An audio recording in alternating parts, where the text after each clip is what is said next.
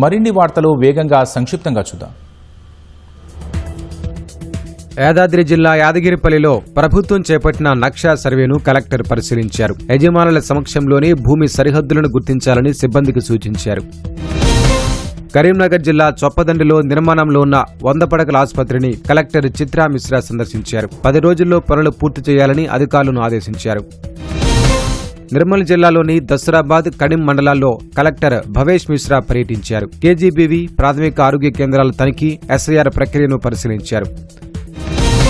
Secunderabad cantonment నియోజకవర్గంలోని ప్రభుత్వ పాఠశాలలో అభివృద్ధి పనులకు ఎమ్మెల్యే శ్రీ గణేష్ శంకుస్థాపన చేశారు. కార్పొరేట్ పాఠశాలలకు దీటుగా ప్రభుత్వ బడులను తీర్చిదిద్దుతున్నట్లు తెలిపారు. న్యాయవాది కాజా మొయిద్దీన్ హత్య కేసులో నిందితుడు మెహబూబ్ అలాం ఖాన్ దాఖలు చేసిన బెయిల్ పిటిషన్ ని నాంపల్లి కోర్టు తిరస్కరించింది. న్యాయ వ్యవస్థపై పూర్తి విశ్వాసం ఉందని పేర్కొన్నారు. సమస్యలు పరిష్కరించాలని ప్రజాభవన్లో రాష్ట్ర 108 అంబులెన్స్ సిబ్బంది వినతిపత్రం అందజేశారు. తక్కువ వేతనాలు, ఉద్యోగ భద్రత వంటి కీలక అంశాలపై ప్రభుత్వం దృష్టి సారించాలని కోరారు. ఆదిలాబాద్ కలెక్టరేట్ ఎదుట ఉపాధ్యాయులు ధర్నా నిర్వహించారు. సిపిఎస్ రద్దు, పీఆర్సీ అమలు, బకాయి డిఏల విడుదల చేయాలని డిమాండ్ చేశారు.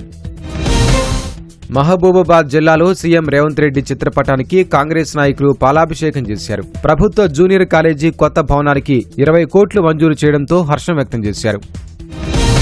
రాజేంద్రనగర్లో అక్రమంగా తరలిస్తున్న 25 ఎద్దులను స్థానికులు గుర్తించి అడ్డుకున్నారు. పోలీసులు స్వాధీనం చేసుకుని లారీ యజమానిని అరెస్టు చేశారు. హన్మకొండ జిల్లా ఆత్మకూరులో గొర్రెల దొంగతనానికి పాల్పడిన 3 పోలీసులు అదుపులోకి తీసుకున్నారు. వారి నుంచి ఆటో, 25,000 నగదును పోలీసులు స్వాధీనం చేసుకున్నారు. మహబూబాబాద్ జిల్లా బ్రాహ్మణపల్లిలో పోలీసుల తనిఖీల్లో 10 లక్షల విలువైన 20 కేజీల గంజాయి పట్టుబడింది. ఇద్దరిని పోలీసులు అరెస్టు చేసి రిమాండ్కు తరలించారు. సిద్దిపేట జిల్లా ప్రజ్ఞాపూర్ సమీపంలో ఆగి ఉన్న లారీని కారు ఢీకొనగా సిద్దిపేటకు చెందిన ఏఆర్ కానిస్టేబుల్ అక్కడికక్కడే మృతి చెందారు. హైదరాబాద్లో విధులు నిర్వహించి వెళ్తుండగా ప్రమాదం చోటు చేసుకుంది. జగిత్యాల జిల్లా డబ్బుతిమ్మయ్యపల్లిలో పాత కక్షలతో వ్యక్తిని దారుణ హత్య చేశారు. పొలం హద్దుల వివాదంతో తలపై కర్రతో బలంగా కొట్టగా బాధితుడు ప్రాణాలు కోల్పోయాడు.